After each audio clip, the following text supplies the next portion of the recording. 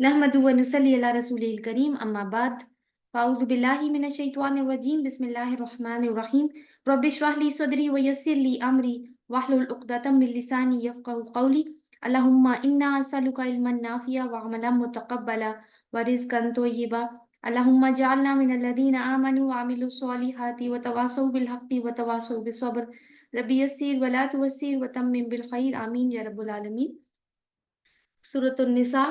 और last time जो आयत हमने की थी वो 153 से 165 तक की थी, तो उनका एक रीकैप ले लेते हैं। यहूदी रसूल अल्लाह सल्लल्लाहु अलैहि वसल्लम से अजीबो-गरीब मुतालिबात करते थे, जिसके जवाब में अल्लाह ताला ने अपने रसूल को तसल्ली दी और इनकी अंबिया को सताने की मुजरिमाना तारीख बताई कि किस तरह उन्होंने मूसा अलैहिस्सलाम से कहा था कि हमें अल्लाह अपनी आंखों से देखना है, वरना हम ईमान नहीं लाएंगे। फिर किस तरह उन्होंने सोने के बछड़े को खुद बनाकर उसकी इबादत करनी शुरू कर दी, और अल्लाह से लिया हुआ मीसाक जो कि अल्लाह ताला ने उनको तूर पहाड़ को उनके ऊपर मुअल्लक करके लिया था, चूंकि वो मीसाक नहीं लेना चाह रहे थे, उसको लेके तोड़ दिया। और अल्लाह ताला के हुक्म की नाफरमानियां की, जैसे कि दरवाजे वाली बात आई कि दरवाजे में दाखिल होते वक्त कुछ कलिमात का अदा करना था या एक झुकते हुए अदा एंटर करना था, लेकिन उन्होंने नहीं किया। फिर अंबिया की दावत को नहीं सुना, अंबिया को कत्ल किया। मरियम अलैहिस्सलाम उनके ऊपर बहुतान तराशी की और ये दावा किया उन्होंने अल्लाह के रसूल ईसा इब्ने मरियम के बारे में कि उन्होंने उनको कत्ल कर दिया है, और साथ अ, बोला, इस बात को तस्लीम किया कि अल्लाह के रसूल को कत्ल किया है। यानी उनकी सरकशी इस कदर बढ़ चुकी थी। मगर अल्लाह ताला ने असल हकीकत फाश की कि ना वो कत्ल हुए और ना ही फांसी दिए गए, और ये जो बातें करते हैं इनके पास कोई इल्म नहीं है, बस गुमान की पैरवी कर रहे हैं। अल्लाह ताला ने ईसा अलैहिस्सलाम को आसमानों पर जिंदा उठा लिया है, और क़यामत के दिन ईसा अलैहिस्सलाम अहले किताब के खिलाफ गवाही देंगे। और इन बिटवीन हमने ये भी डिस्कस किया था कि किस तरह वो कुर्ब क़यामत की निशानी बनकर दोबारा से इस दुनिया में आएंगे। फिर हमने ये देखा कि यहूद की माल की हद से ज्यादा मोहब्बत को हाईलाइट किया गया, कैसे कि वो सूदखोरी करते थे और लोगों का माल बातिल तरीके से खाते थे, और इसी वजह से अल्लाह ताला ने दुनिया में उनको ये सजा दी कि पाकीज़ा चीजें जो कभी इनके ऊपर हलाल थी इनके ऊपर हराम कर दी, और आखिरत में उससे भी बड़ी अजाब की वईद सुनाई। फिर यहूद में से एक ग्रोह की अल्लाह ताला ने तारीफ भी फरमाई, यानी सबको एक छड़ी से नहीं हाँका। जो लोग अलग हैं, जो लोग अलग तरीके से बिहेव कर रहे हैं, उनका एटीट्यूड ऑफ टुवर्ड्स लाइफ अलग है, अल्लाह ताला ने उनको रासिखूना फिल इल्म और वल मुमिनून कह के पुकारा। तो ये वो लोग थे जो रसूल अल्लाह सल्लल्लाहु अलैहि वसल्लम की दावत पर ईमान ले आए। फिर हमने देखा कि वही के बारे में कि वही क्या होती है, और फिर ये कि अ, वही जो रसूल अल्लाह सल्लल्लाहु अलैहि वसल्लम पर उतरी, ये कोई अनोखा वाकया नहीं था। उससे पहले भी अंबिया दुनिया में आते रहे और उन पर भी वही ही नाजिल होती थी। आखिर में हमने पढ़ा था कि अंबिया के आने का मकसद क्या होता है, कि वो आखिरत में लोग ये एतराज ना उठा सकें कि या अल्लाह हमारे पास तो कोई खबरदार करने वाला नहीं आया था। तो इत्माम हुज्जत के तौर पर अल्लाह ताला ने अंबिया को भेजा। हालांकि हमने ये बहस की थी कि जो सलाहियतें अल्लाह ताला ने इंसान को दी है और फिर रूह भी उसके अंदर दी है, उसकी बुनियाद के ऊपर यानी अच्छाई और बुराई की तमीज़ भी अल्लाह ताला ने डाली, फैसला साजी की कुव्वत भी डाली। तो अगर उसी बेस पे अल्लाह ताला मुहासिबा करना चाहता तो वो कर सकता था, लेकिन उसका खास करम है कि उसने अपने अंबिया को भेजा बशीर और नज़ीर बनाकर। लेकिन लोगों को इस अमर में शक है कि मोहम्मद सल्लल्लाहु अलैहि वसल्लम पर वही नहीं आती, वो खुद घड़ते हैं, तो फिर उनका हाल कैसा है वो आज हम पढ़ेंगे, और इसके अलावा कुछ और भी मज़ामीन है। तो स्टार्ट करते हैं। आयत नंबर है हमारी 166। औज़ु बिल्लाहि मिनश शैतानिर रजीम। लाकिन अल्लाहु यशहदु बिमा अनज़ला इलैका अनज़लहु बिइल्मी। लाकिन को अंडरलाइन कीजिए और बिइल्मी ही को भी आखिर में अंडरलाइन कर लीजिए। लेकिन अल्लाह गवाही देता है इसकी जो इसने आपकी तरफ नाजिल किया है, इसने उसे अपने इल्म से नाजिल किया है। यानी अल्लाह ताला खुद गवाही दे रहे हैं कि जो कुछ रसूल नाजिल करने की बात क्या है, वही वही की बात ही हो रही है कि जो इलई का से कौन मुराद है आपकी तरफ, हजरत मोहम्मद सल्लल्लाहु अलैहि वसल्लम। अनजला हु की जमीर किस तरफ जा रही है, कुरान की तरफ। बी इल्मी ही की जमीर अल्लाह ताला की तरफ जा रही है अपने इल्म से। तो अल्लाह ताला गवाही दे रहे हैं कि जो कुछ उसने आप सल्लल्लाहु अलैहि वसल्लम की तरफ नाजिल किया है, यानी ये कुरान, ये उसके इल्म में से है। वल यशहदून, और फरिश्ते वो भी गवाही देते हैं, वकफा बिल्लाहि शहीदा, और अल्लाह गवाह के तौर पर काफी है। जैसे आपसे कहा था कि लाकिन को अंडरलाइन कर लीजिए। लेकिन इसका मतलब है, ये लफ्ज आयत के शुरू में आया है और ऊपर बड़ी डिटेल में अंबिया के एक सिलसिले का जिक्र आया जिनको वही की गई थी और मकसद क्या था वो हमने पढ़ा था। तो यहाँ पे क्योंकि लेकिन से बात शुरू हो रही है, तो कैसे बात शुरू हो रही है? इसके बावजूद जो सारी बात तुम्हें क्लियर कर दी गई, लेकिन अगर फिर भी कोई नहीं मानता तो ना माने। अल्लाह को कोई जरूरत नहीं है, ना तुम्हारे ईमान लाने से इसको कोई फर्क पड़ता है, ना तुम्हारे कुफ्र करने से। ये बात अहले किताब के इन लोगों से कही जा रही है जिनकी तारीख अभी अभी हमने पढ़ी है, यानी पिछले सेशन में जो हमने पढ़ी, जो कि हजरत मोहम्मद सल्लल्लाहु अलैहि वसल्लम और इनकी रसालत को और कुरान को झुटलाते थे। तो तुम ना मानो। अल्लाह ताला खुद इस बात पर गवाही दे रहा है कि ये कुरान उसने अपने इल्म से आप सल्लल्लाहु अलैहि वसल्लम पर नाजिल किया है। अल्लाह का इल्म, वो इल्म जिसका कोई इहाता नहीं कर सकता। वला युहीतूना बिशैइन मिन इल्मी, उसके इल्म का इहाता नहीं कर सकता। वो अगर चाहे तो अपने इल्म में से एक जरा हम पर गिरा दे, ये उसका एहसान है, उसकी रहमत है। तो इस कलाम में यानी इस कुरान में ना किसी की नफसानी ख्वाहिशात शामिल है और ना ही किसी शैतान का कोई दखल है। ये खालिस कलाम है रब की तरफ से। और अल्लाह ताला खुद इस बात के ऊपर कहते हैं कि वो गवाही देते हो। तो आखिर में आएगा, लेकिन उसके बाद किसकी बात आई है कि वल मलाइकतु यशहदून, और फरिश्ते गवाही देते हैं। फरिश्ते भी किस बात पे गवाही दे रहे हैं? क्योंकि फरिश्ते अल्लाह ताला के नजदीक हैं, वो अल्लाह के मुकर्रब हैं। इनमें हज़रत जिब्रील अलैहिस्सलाम भी शामिल हैं। और जिब्रील अलैहिस्सलाम की ड्यूटी क्या थी कि वो वही लेकर आते थे अंबिया के ऊपर, सब अंबिया के ऊपर। तो सिर्फ हज़रत जिब्रील अलैहिस्सलाम अकेले तो नहीं थे, उनके साथ उनकी पूरी फरिश्तों की टीम शामिल थी जो कि वही को पहुंचाने के काम पर मामूर थी। तो वो भी गवाही देते हैं कि ये अल्लाह के इल्म में से है। क्या? कुरान। वकफा बिल्लाहि शहीदा, और अल्लाह काफी है गवाह के तौर पर। और ये कि कोई गवाही दे या ना दे, अल्लाह की गवाही ही काफी है इस बात को लेकर कि ये कुरान जो आपकी तरफ नाजिल किया जा रहा है, जो आपकी तरफ वही हो रहा है, ये अल्लाह ताला ने अपने इल्म से नाजिल किया। अब ये आयत जो है ना, वो रसूल अल्लाह सल्लल्लाहु अलैहि वसल्लम को एक तरफ तो तसल्ली दे रही है कि लोग आपको झुटलाते हैं तो आप गम ना करें। दूसरी तरफ ये वही की सदाकत की भी एक दलील है जिसका ताल्लुक नबी की जात से भी जुड़ जाता है, क्योंकि नबी ही उसको या रसूल उसको पहुंचा रहा होता है उस वही को लोगों तक। और ये कि पैगंबर के एतमाद में फर्क नहीं आना चाहिए। सारी दुनिया बेशक झुटला दे फिर भी, क्योंकि पैगंबर भी इंसान होता है, उसके एक होता है ना कॉन्फिडेंस लेवल आपका, तो वो लो हो सकता है सारी दुनिया अगर मुखालफत पे अड़ जाए तो भी नहीं। इसलिए कि जो रसूल होता है वो उन बातनी हकायक को भी देख रहा होता है जिसको बाकी लोग नहीं देखते। अल्लाह ताला अपने रसूलों को उन चीजों का मुशाहिदा भी करवाता है जो बाकी इंसानों के लिए गैब में होते हैं। आगे अल्लाह ताला क्या फरमाते हैं 167, इन्नल्लज़ीना कफरू वसद्दू अन सबीलिल्लाह, बेशक वो जिन्होंने कुफर किया और उन्होंने अल्लाह के रास्ते से रोका, क़द दल्लू दलालन बाईदा, तहकीक वो गुमराह हो गए, गुमराह होना बहुत दूर का। यानी क्या किया? कुछ लोग ऐसे जिन्होंने दो काम किए। कौन से? कफरू, कुफर किया, वसद्दू अन सबीलिल्लाह, और उन्होंने अल्लाह के रास्ते से रोका। यानी इस आयत का जो इतलाक है ना, वो आम और खास दोनों माना में होता है कि जो लोग कुफर करें और अल्लाह के रास्ते से ना तेरे। कुफर करने का क्या मतलब है कि अल्लाह ताला की आयत को झुटला दिया, रसालत क्या है उसका भी इनकार कर दिया, किताब क्या है उसका भी इनकार कर दिया, हर चीज का साफ साफ इनकार कर दिया। और फिर ये जो बात है ना कि वसद्दू, ये सद्दू में तर्जुमा तो यही है कि उन्होंने रोका, लेकिन ये इसमें ना एक माना और भी आता है कि वो खुद भी रुके हुए हैं, यानी खुद भी रुके हुए हैं और लोगों को भी रोकते हैं।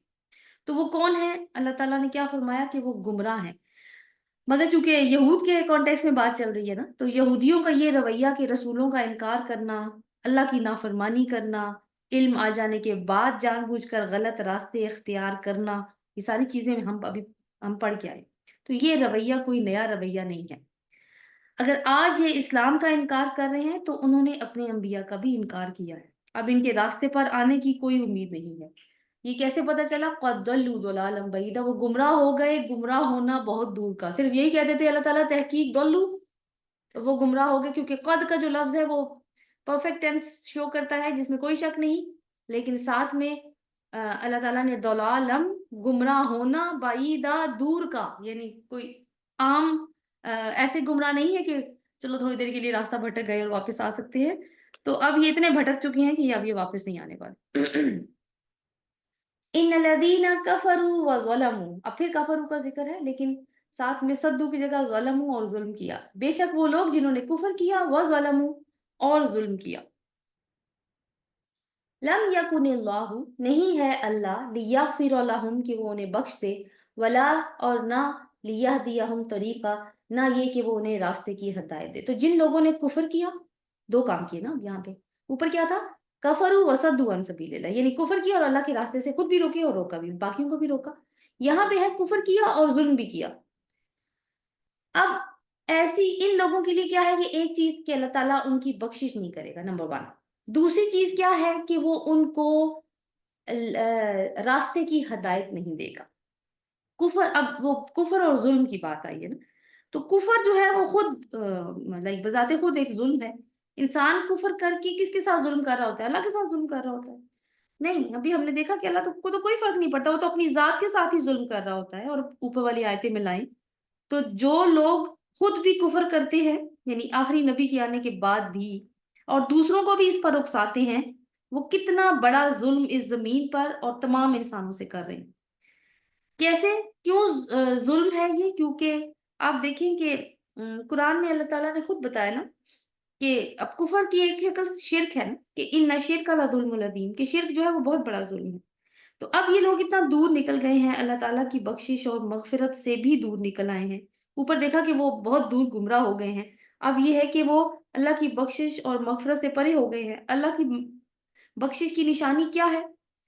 کہ وہ ہدایت کے راستے کی طرف، جو کہ صراط مستقیم ہے، اس کی طرف رہنمائی فرما دیتا ہے، یا پھر جنت کے راستے کی طرف رہنمائی فرما دیتا ہے۔ تو یہ جو طریقہ راستہ ہے، یہ کون سا ہے؟ یہ صراط مستقیم ہی ہے۔ تو اللہ کی مغفرت کی نشانی یہی ہے کہ اللہ تعالیٰ انسانوں کو پھر ہدایت کا راستہ دکھا دیتا ہے۔ لیکن کن کو نہیں دکھاتا؟ جو کفر کرتے ہیں اور پھر ظلم بھی کرتے ہیں اپنی جانوں کے اوپر۔ 169 کو دیکھتے ہیں۔ الا طریق جہنم، سوائے راستے کے جہنم کے۔ اب جب ان کو ہدایت کا راستہ اللہ تعالیٰ نہیں دکھاتا تو پھر کون سا راستہ ان کے لیے بچتا ہے؟ الا طریق جہنم، سوائے راستے کے جہنم کے، خالدین فیہا، ہمیشہ رہنے والے ہیں اس میں، ابدن، ہمیشہ ہمیش۔ وکان ذلک علی اللہ یسیرا، اور یہ بات اللہ پر بہت آسان ہے۔ مگر ان کو پھر وہی بات ہے کہ کون سا راستہ پھر ان کو آسان نظر آیا جس کی طرف یہ چلے گی؟ وہ راستہ تو ان کو مشکل نظر آیا نا، انہوں نے اس کا انکار بھی کیا، انہوں نے اس کا کفر بھی کیا، اس کی طرف تو وہ گئے نہیں۔ تو جو راستے ان کو آسان نظر آئے، جن کی طرف یہ چل پڑے، وہ سارے راستے ان کو جہنم کی طرف لے کے جانے والے تھے، جس میں وہ ہمیشہ ہمیشہ رہیں گے۔ اور یہ جو ہے نا، یہ کام کون سا کہ جہنم میں گناہ گاروں کو داخل کرنا اور جلانا، یہ اللہ تعالیٰ کے لیے کوئی مشکل نہیں ہے۔ یہاں پہ ایک یہ اللہ تعالیٰ نے کہا یہ میرے لیے اللہ پہ بہت آسان ہے۔ ایک غلط فہمی کا ازالہ ہو رہا ہے۔ بعض لوگ یہ دعویٰ کرتے ہیں کہ اللہ بڑا رحیم ہے، کیا وہ اپنی ہی مخلوق کو جہنم میں ڈالے گا؟ یہ وعیدیں، یہ جو جہنم کی باتیں آئی ہیں قرآن میں، یہ صرف ڈراوے کے لیے ہیں۔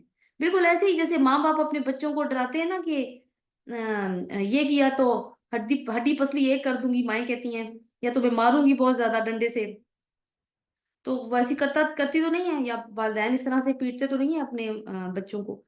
تو اب یہ ہے کہ اللہ تعالیٰ بھی بس جو ہے وہ اسی طرح سے ڈراوے دیتا ہے تاکہ لوگ جو ہیں وہ سیدھے رہیں۔ مگر اللہ تعالیٰ نے یہاں پہ فرما دیا ہے کہ یہ کام کرنا اس کے لیے مشکل نہیں ہے۔ کون سا؟ جہنم میں پھینکنا، اور گمراہوں کے ساتھ ایسا ہی ہونے والا ہے۔ یا ایھا الناس، اے لوگو، ایسا لگ رہا ہے نا کہ کچھ آخر سورت کے اختتام کی طرف جا رہے ہیں۔ سورت کے سٹارٹ میں بھی لوگوں سے خطاب کیا تھا اللہ تعالیٰ نے۔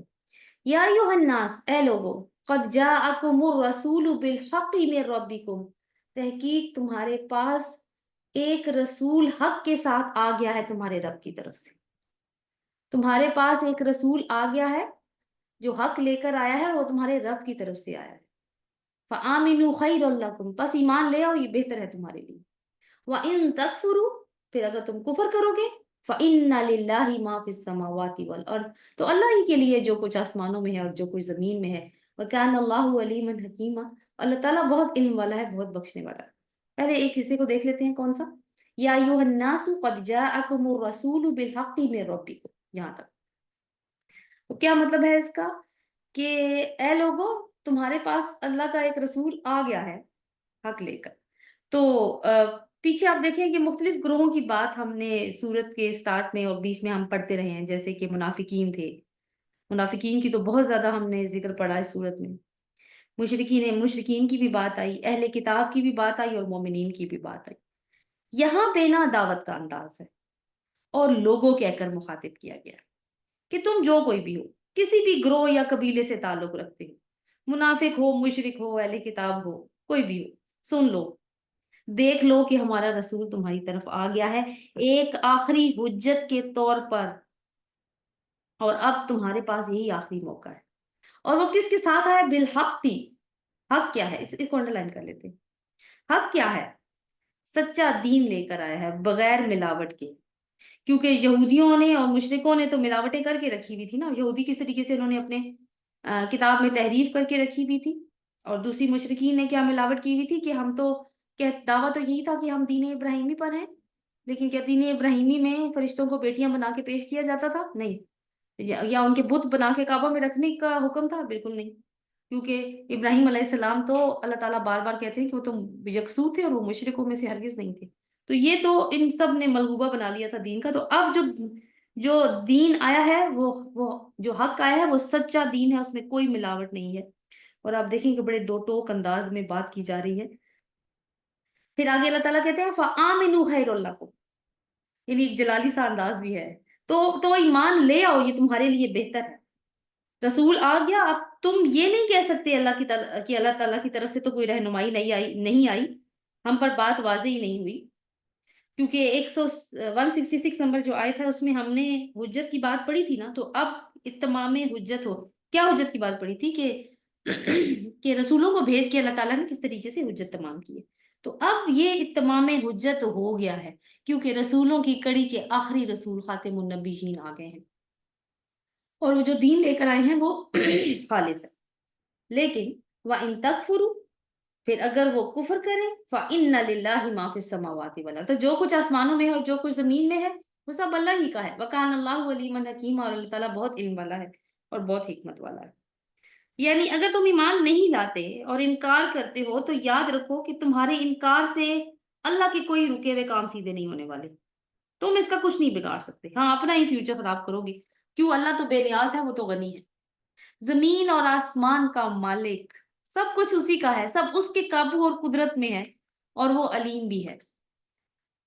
یعنی تمہیں یہ لگتا ہے کہ اللہ پہ ایمان لائیں گے تو کوئی آسان ہوگا؟ نہیں، اس کی اتھارٹی دیکھ لو، کہ تم اپنے آپ کو بھی کمپیئر کر لو اس اتھارٹی میں، کہ وہ جن آسمانوں اور زمین کا مالک ہے نا، اسی زمین کے ایک چھوٹے سے حصے ہو تم، یہ نظر بھی نہیں آؤ گے، اتنے چھوٹے ڈاٹ ہو۔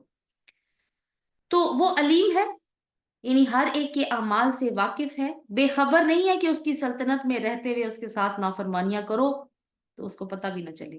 وہ تمہیں فوراً پکڑ سکتا ہے، لیکن نہیں پکڑتا۔ کیوں؟ وہ حکیم ہے، وہ جانتا ہے کب کس کو پکڑنا ہے، کب کس کو کہاں جزا دینی ہے، کس کو سزا دینی ہے۔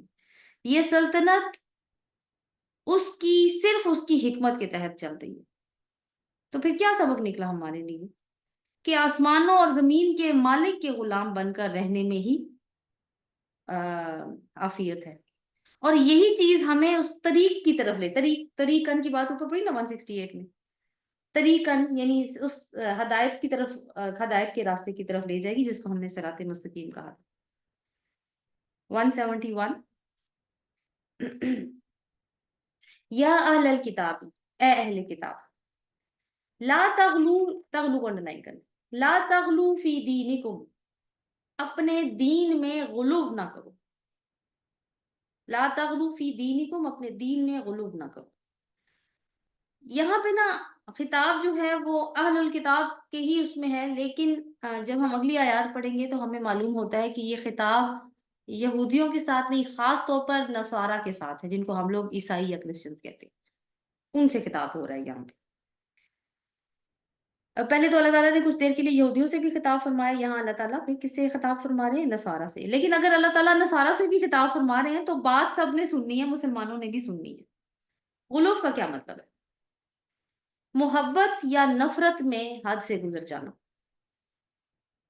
اس کو افراط و تفرید کا لفظ آپ نے ایکسپریشن سنا ہوگا اردو کا، یعنی توازن نہ رکھنا.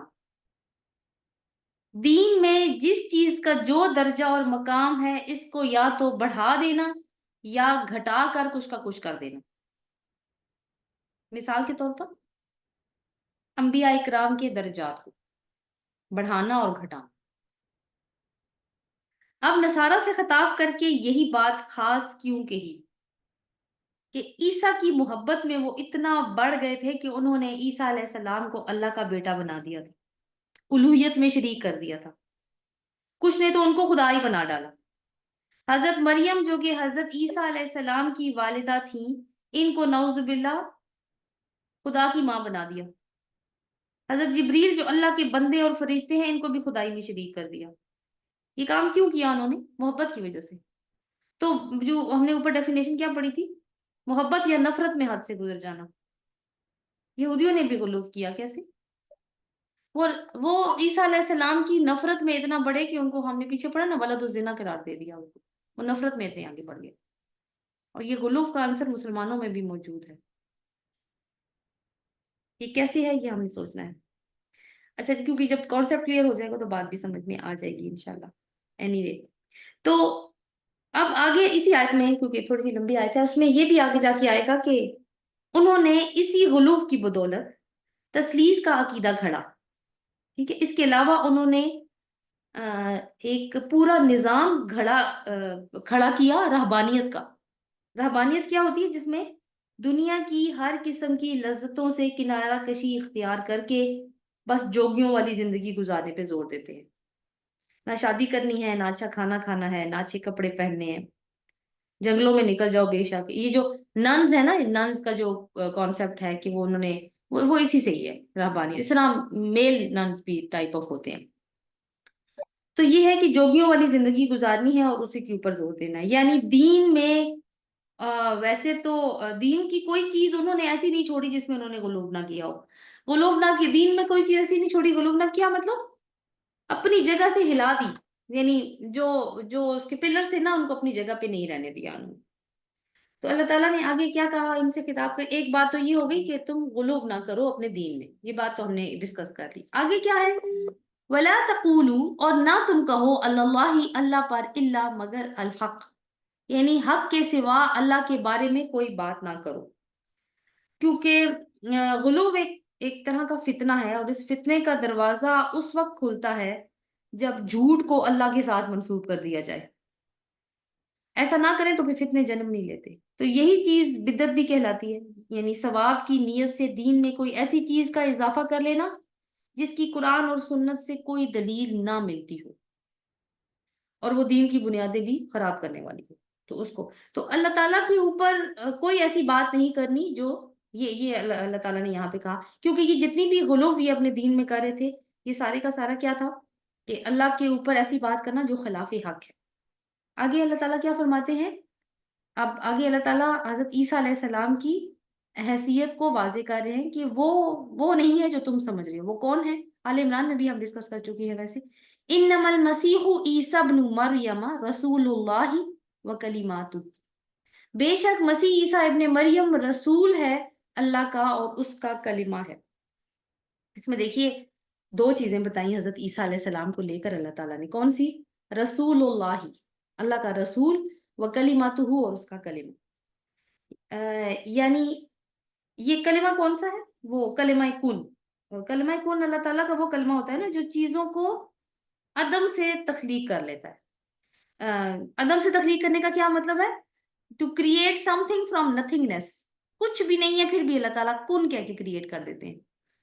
کیونکہ ویسے تو ایک کریشن کی یہ فارم بھی ہے جیسے ایک پہلے سے موجود اینٹیٹی سے نئی اینٹیٹی بنانا.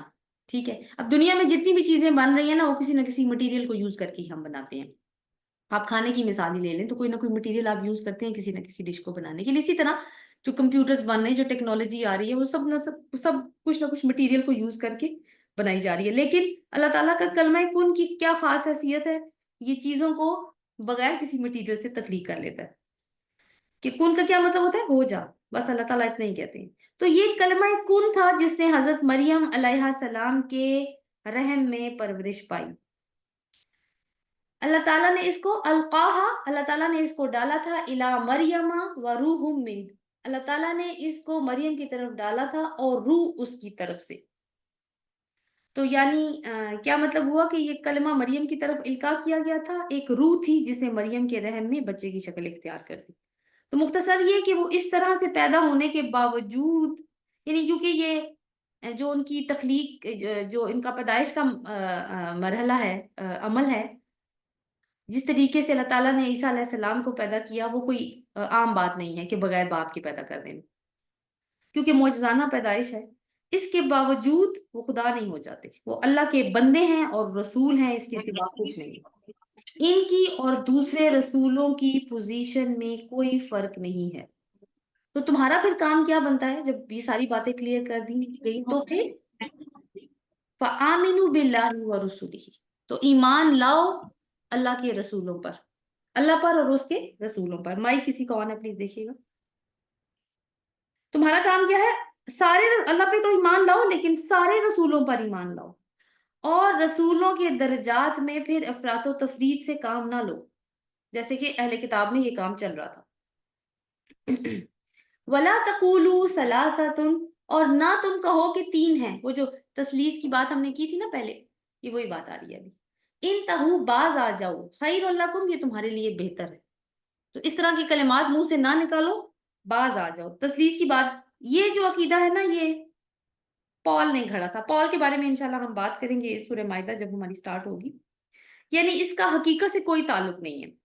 اس عقیدے کی روح سے الوہیت میں باپ، تین تین تین تثلیث، جیسے وہ مثلث نہیں ہوتی تین کونوں والی، بالکل ایسے ہی باپ، بیٹا اور روح القدس تینوں شریک ہیں. باپ کس کے لیے کہتے ہیں؟ اللہ کے لیے. بیٹا حضرت عیسیٰ علیہ السلام کے لیے، اور روح القدس جو ہے وہ حضرت جبریل علیہ السلام کے لیے کہتے ہیں. یہ تین. اور ساتھ یہ بھی کہتے ہیں کہ اللہ ایک ہے، اور پھر یہ بھی کہ ایک میں تین ہے اور تین میں ایک ہے. اب خود کنفیوز ہو گئے نا جب کہا کہ یہ تین ہے، پھر یہ کہ اللہ تو ایک ہے، وحدانیت کا بھی ذکر ہے. ہاں، یہ اب اس کنفیوژن کو کیسے دور کریں؟ پھر وہ تین میں ایک ہے اور ایک میں تین ہے، پھر یوں کہنا شروع کر دیں. اور اسی کنفیوژن کو لے کے، کیونکہ لوگ تو کوشچن کرتے ہیں، پھر آپ کو پتا ہے کہ ہمارے یہاں بھی کتنے سوال اٹھتے ہیں دین کو لے کے، اگر صحیح سمجھ میں نہ آئے بات تو کیا ہوتا ہے، پھر فرقے بننے شروع ہو جاتے ہیں. نہیں، وہ ٹھیک کہتا ہے ہم اس کے ساتھ ہوں گے، فلانا ٹھیک کہتا ہے، تو بہت ڈھیروں فرقے بن گئے صرف اس وجہ سے. تو اللہ تعالیٰ فرما رہے ہیں کہ باز آ جاؤ، یہ فتنہ آدم سے لے کے عیسیٰ علیہ السلام تک کسی نے نہیں گھڑا سوائے تمہارے، یہ تثلیث والا.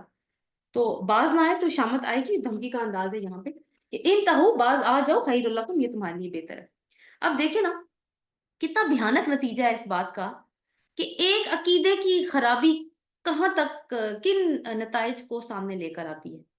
اب دجال کے بارے میں ہم سب جانتے ہیں کہ وہ دجال آئے گا، اس کا نام بھی کیا ہے؟ مسیح الدجال کہا جاتا ہے. تو اب عیسائیوں کی ساری پاپولیشن اس کو فوراً مان جائے گی، فوراً اس کے اوپر اعتبار کر لے گی مسیح سمجھ کے. تو کتنا آسان ہو گیا نا، دجال کا راستہ کتنا انہوں نے آسان کر دیا.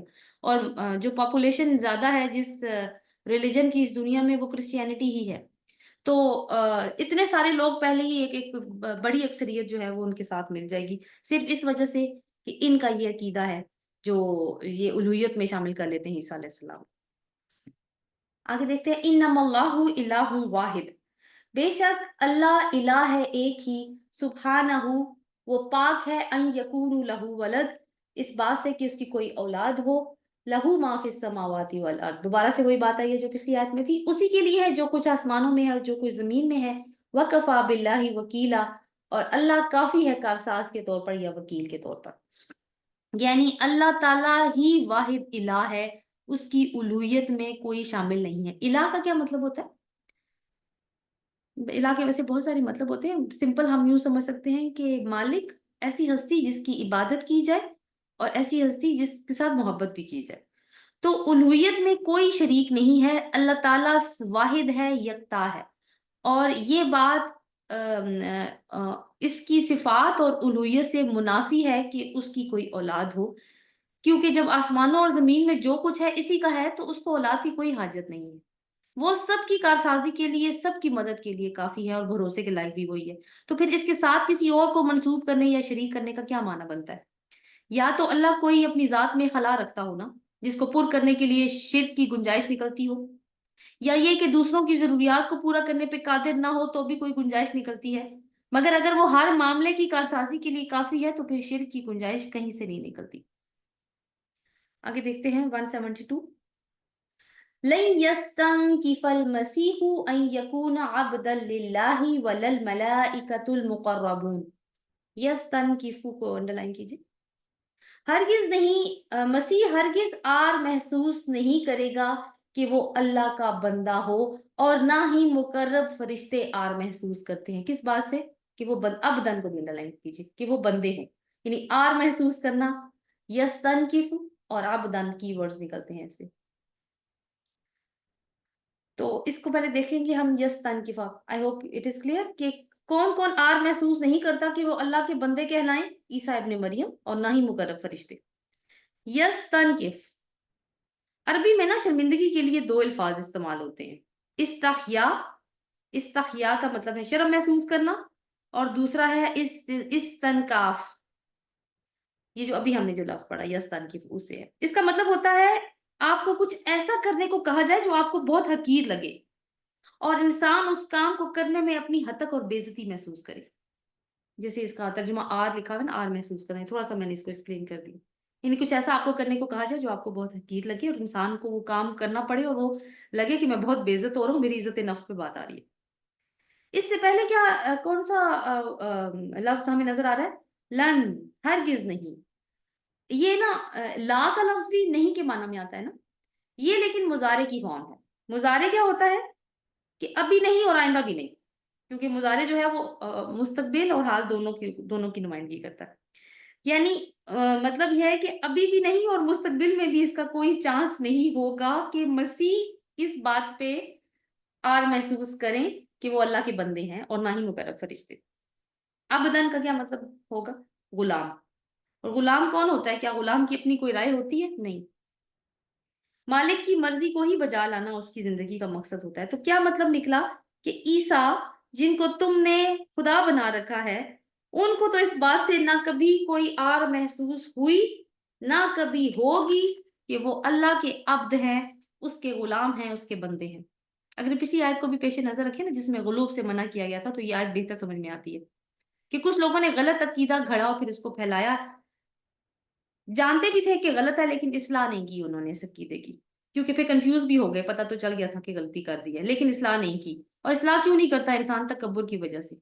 अगर आजिजी होती, खुदा खौफी होती, तो फिर मान जाते। तो उनसे कहा जा रहा है कि जिस रसूल को लेकर तुम गुलूफ कर रहे हो और तकब्बुर में मुब्तला हो रहे हो, उसके अंदर तो तकब्बुर नाम को भी नहीं था।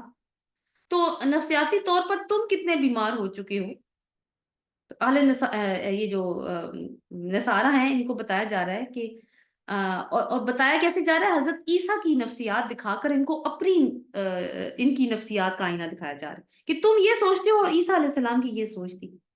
और ईसा अलैहिस्सलाम के अलावा फरिश्तों की भी बात हुई कि जो जो मुकर्रब हैं, जिसमें जिब्रील अलैहिस्सलाम भी शामिल है, जिनको इन्होंने वो तस्लीस के अकीदे में शामिल कर रखा है, कि वो अपने दर्जे और मर्तबे को पहचानते हैं। कुरान में इनकी तारीफ की गई है हज़रत जिब्रील अलैहिस्सलाम की सूरह नजम में, और आगे आगे कुछ और सूरतों में भी।